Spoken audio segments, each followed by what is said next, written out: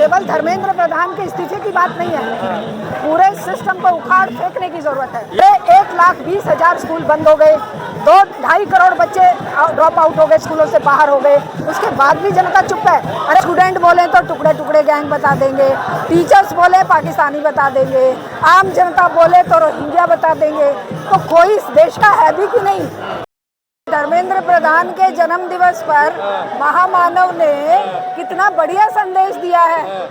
वो कह रहे हैं महामानव जो इस देश के लिए क्या बोलते हैं उसको कि वो तो नॉन बायोलॉजिकल है, वो विश्व गुरु है। उन्होंने कहा तो है कि हमारे जो धर्मेंद्र प्रधान है वो एनईपी को लागू करने के लिए बहुत बढ़िया काम कर रहे हैं। वो इन 18 बच्चों की मौत के जिम्मेदार हैं। वो इन बच्चों को कड़ी धूप में मारकर बहुत खुश हैं।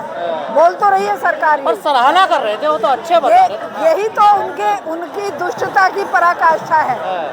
एक अगर कोई सच्चा माँ बाप होता है, अगर वो अपने आप को इस देश का खैरख्वाह मानते हैं, इस देश का एक मालिक मानते हैं कि भाई मैं इस देश को चला रहा हूँ, इस देश के छोटे से छोटे और बड़े से बड़े व्यक्ति का कष्ट उनका अपना कष्ट होना चाहिए। आज 9 दिन से यहाँ बच्चे धूप में सड़ रहे हैं, तड़प रहे हैं बिना पानी के। अभी मैं देख रही थी एक एक बच्चा पसीना पसीना हो रहा है। हम जैसे माता पिता भी यहाँ पर आकर अपना टाइम लगा रहे हैं, लेकिन हमारे महामानव को धर्मेंद्र प्रधान को या तो मौज मस्ती सूझ रही है, या वो जाकर मेलोडी खिलाने में मस्त हो जाते हैं, या वो ट्रंप को धन्यवाद देने लग जाते हैं कि हमारे 3 नाविक मार दिए, तुमने बहुत अच्छा किया। उनको शर्म लिहाज या दर्द नाम की चीज़ नहीं है, क्योंकि वो बेदर्द इंसान है। ये सरकार अंधे बहरे काले लोगों की है, इनके दिलो दिमाग में कुछ भी नहीं बचा। बड़ी मजबूत सरकार है, आप कह रहे हैं ये अंधी बहरी सरकार है। इसी को अगर मजबूत कहते हैं ना, ऐसी मजबूती हमें नहीं चाहिए। हमें ऐसी मजबूती, ये मजबूती नहीं है, ये बेहयाई है, ये बेशर्मी है, ये बेदर्दी है और ये तानाशाही है। तानाशाही है ये। अगर जिस चीज़ को लेकर तुम लोगों को मतलब कि इस सरकार को शर्म नहीं आती है कि बच्चे मर रहे हैं, जिस माँ बाप का लाडला गया, बेटी गई, बेटा गया, उसके दर्द को ना याद करके वो क्या याद कर रहे हैं कि धर्मेंद्र प्रधान को जन्मदिन की बधाई देते हैं। अरे धर्मेंद्र प्रधान तो खाया पिया पड़ा है, उसके बच्चे तो अमेरिका में वो लॉ कर रही है बेटी। यहाँ जिन बच्चों के अभी सपने अधूरे थे, जो 14, 15, 16 साल के बच्चे थे, उन माँ बाप की गोद सूनी हो गई है।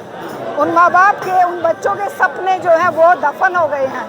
और ये ऐसी बेहया तानाशाह सरकार जिसके दिलो दिमाग में किसी तरह का कोई दर्द नहीं है, लेकिन ये पूरा देश इन बच्चों के साथ दर्द से तड़प रहा है और इन बच्चों के साथ खड़ा है। पर इन बच्चे कहाँ मान रहे सरकार? इनको तो दहशतगर्दों की बी टीम बता रही है ना एजुकेशन मिनिस्टर। देखिए, अगर ये साबित कर देंगे कि ये दहशतगर्दों की टीम है, तो हम भगत सिंह जैसे दहशतगर्द इन बच्चों को बनाना चाहेंगे।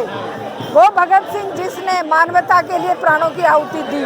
आज ऐसे ही दहशतगर्दों की जरूरत है। इन जैसे दहशतगर्द नहीं है क्या, जो मंदिर का चंदा भी खा गए, पेपर लीक में भी करोड़ों बना गए, जो पूरे देश में CUT एग्ज़ाम है, नीट एग्ज़ाम है या और दूसरे नेट के एग्ज़ाम है, सब एग्ज़ाम्स की लीकेज करके पेपर बेच रहे हैं।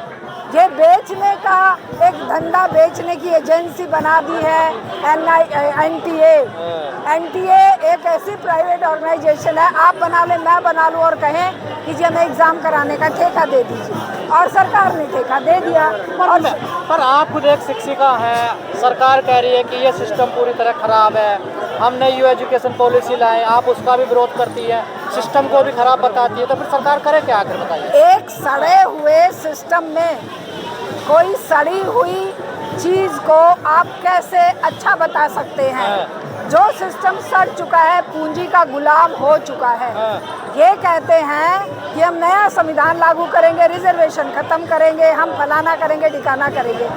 एक तरह का रिजर्वेशन इस सरकार के आने के बाद संसद में भी लागू हो गया, विधानसभाओं में भी लागू हो गया, शिक्षा संस्थानों में भी लागू हो गया, और वो रिजर्वेशन है पूंजी का रिजर्वेशन, जिसके पास पूंजी है वही MP MLA बनेगा, जिसके पास पूंजी है वही यूनिवर्सिटी में प्रोफेसर बनेगा, जिसके पास पूंजी है वही NTA का पेपर लीक कराएगा, जो कच्चा पहन के शाखा अटेंड कर लेगा और पैसे देकर पेपर खरीद लेगा वही डॉक्टर बनेगा, वही इंजीनियर बनेगा। जिसके पास पैसा नहीं वो क्या करे? वो इनके चरणों में पैर चाटेगा।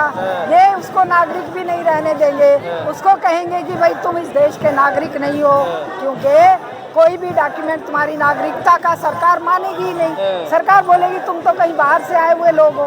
तो ऐसी स्थिति में इस देश की युवा पीढ़ी का ये फर्ज बनता है कि वो सचमुच में भगत सिंह के चिंतन को लेकर अपने आप को मजबूत करके, केवल धर्मेंद्र प्रधान के इस्तीफे की बात नहीं है, पूरे सिस्टम को उखाड़ फेंकने की जरूरत है। पर यहाँ तो मांग सिर्फ इस्तीफे की चल रही है ना। देखिए ये तो एक टिप ऑफ आइसबर्ग है कि भाई एक बार वो हटेगा, और इसीलिए सरकार भी अड़ी हुई है कि धर्मेंद्र प्रधान ही एक अकेली बीमारी नहीं है, बीमारी तो सड़ा हुआ है नीचे से लेके ऊपर तक सिस्टम।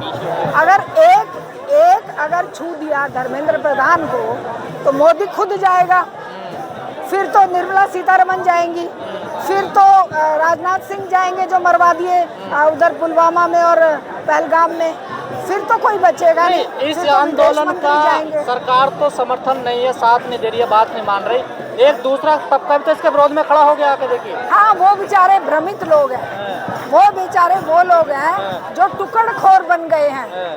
ऐसे होते हैं ना, कुत्तों को टुकड़े फेंक दो तो वो दुम हिलाने लगेंगे। ये वो टुकड़खोर लोग हैं जो दुम हिलाने लगते हैं। बीजेपी, RSS सरकार इनके कुत्ते बनकर, इनके गुलाम बनकर दुम हिलाते हैं, और फिर अगर कोई कुछ कहते हैं तो उस पर भौंकते हैं, भाव करते हैं। अगर कोई इस सरकार की व्यवस्था के खिलाफ बोलता है तो फिर उसे काटने को दौड़ते हैं। तो ये बेचारे भ्रमित हैं, इनका भी कसूर नहीं है। पर देश में जो माहौल है, जो हिंदू मुस्लिम मंदिर मस्जिद की जो राजनीति चल रही है, उसमें तो ये मुद्दे कहीं टिकते नहीं है। एजुकेशन के, स्वास्थ्य के, रोजगार के। बिल्कुल। देखिए, अक्सर मैं कहती हूँ 78 साल की आज़ादी ने इस देश के लोगों को क्या इतना जागरूक नहीं बनाया कि वो शिक्षा की लड़ाई लड़ सकें?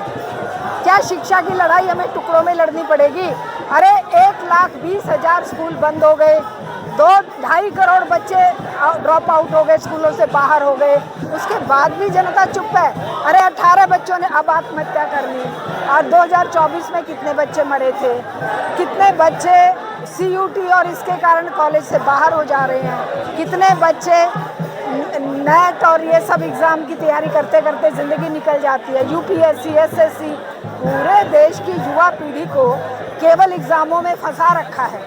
ना नौकरी देंगे, ना सही जगह पर एडमिशन देंगे, बस माँ बाप को लूटते रहो, पेपर कैंसिल करते रहो, लीक करते रहो, या RTI लगाकर वो क्या होता है उसमें कोर्ट में खड़े करते रहो कि ये एग्ज़ाम कैंसिल कराओ। पर कोई भी आंदोलन अगर ऐसा होता तो उसे देश विरोधी बता दिया जाता है, एंटी नेशनल, कहीं से कनेक्शन बता दिए जाते हैं उसके। हाँ, ये तो किसान बैठे तो उनको कहेंगे कि ये तो खालिस्तानी है, अगर आदिवासी बोलें तो माओ बताकर गोली से उड़ा देंगे, स्टूडेंट बोलें तो टुकड़े टुकड़े गैंग बता देंगे, टीचर्स बोले पाकिस्तानी बता देंगे, आम जनता बोले तो रोहिंग्या बता देंगे। तो कोई इस देश का है भी कि नहीं? हम तो इनसे भी पूछते हैं कि तुम भी क्या कहीं हिटलर की औलादें तो नहीं हो जो जर्मनी से सुपारी लेकर इस देश को बर्बाद करने के लिए हिटलर ने RSS को खड़ा करवाया था। आप कहते हैं बर्बाद कर रहे हैं, वो कह रहे हैं हम विश्वगुरु बना रहे हैं, दुनिया में डंका बजवा रहे हैं। इतना बड़ा डंका बज रहा है कि ऑपरेशन सिंदूर के टाइम कोई साथ खड़ा होने वाला नहीं था। अब ट्रंप ने पहले 18% फिर 12% टैरिफ लगा दिया। ऐसा भी शुगुरु बन रहा है कि अगर वो जो एक गाना नहीं था, तू बैठ जा, बैठ गई, खड़ी हो जा, खड़ी हो गई। ट्रंप मोदी को ऐसे खड़ा कर रहा है, उठा रहा है कि मैं कहूँगा रूस से तेल नहीं लेना, नहीं लेता महाराज। मैं कहूँगा तुम्हें ईरान से संबंध नहीं रखने, नहीं महाराज, जो कहोगे वो करूँगा। ये भी शुगुरु के होते हैं क्या? एप्स्टीन फाइल से डर के मारे, या अंबानी अडानी की कहीं पर कोई मुकदमे में जेल ना हो जाए, उसके मारे ये अपने देश की बलि चढ़ा रहे हैं। 2-3 आदमियों के लिए पूरे देश बलि चढ़ा दिया है, देश को बलि का बकरा बना समस्या का हल कैसे होगा ना? देखिए सत्ता में तो वही ऐसे ही होगा, ऐसे ही होगा। ये जनता जब जागरूक होकर एक एक बंदा जब खड़ा होकर हक की आवाज के लिए, कोई जात, कोई धर्म, कोई छोटा बड़ा, अमीर गरीब, सब एक साथ आए, जब वो जो मलाई खाने वाले लोग हैं 1% उनको छोड़कर जब सारे एकजुट होकर आवाज बुलंद करेंगे, शिक्षा के लिए लड़ेंगे, रोजगार के लिए लड़ेंगे, समानता के लिए लड़ेंगे, बेटियों की सुरक्षा के लिए लड़ेंगे, प्रगति और उन्नति के लिए लड़ेंगे, तभी इस देश में परिवर्तन आएगा और ये लुटेरों को झोला देश में तो हालात ऐसे हो गए, राम मंदिर से भी चंदा चोरी होने लगा। तो चोर तो चोरी ही करेंगे ना। आपने चोरों को सत्ता में बिठाया, आपने मंदिरों में करोड़ों रुपए गरीब आदमी पेट काट कर वहाँ चढ़ावा चढ़ाता है और उसी चढ़ावे को चुरा लिया जाता है। कोई चांदी की ईंट चढ़ा रहा है, अरे गरीबों को मजदूरी नहीं देते लोग और चांदी की ईंट वहाँ चढ़ा देते हैं, हार चढ़ा देते हैं, अंगूठियाँ चढ़ा देते हैं, सोना चढ़ा देते हैं। तो इस देश का नैतिक पतन हो चुका है, इस देश का सांस्कृतिक दिवाला पिट गया है, इस देश का शैक्षिक दिवाला निकल चुका है। तो हमें इस देश को पहले, इस पूरे समाज को राजनीतिक और सामाजिक रूप से चिंतनशील बनाना पड़ेगा और ये जिम्मेदारी आप और हम सब की है। सोशल मीडिया आज सबसे बड़ा साधन है बच्चों, आप लोगों को इस आवाज़ को जन जन तक पहुंचाना चाहिए और हम आप सबके साथ खड़े हैं। जब जब जहां जहां ज़रूरत हो आवाज़ बुलंद करने के लिए हम आपके साथ ज़रूर आएंगे।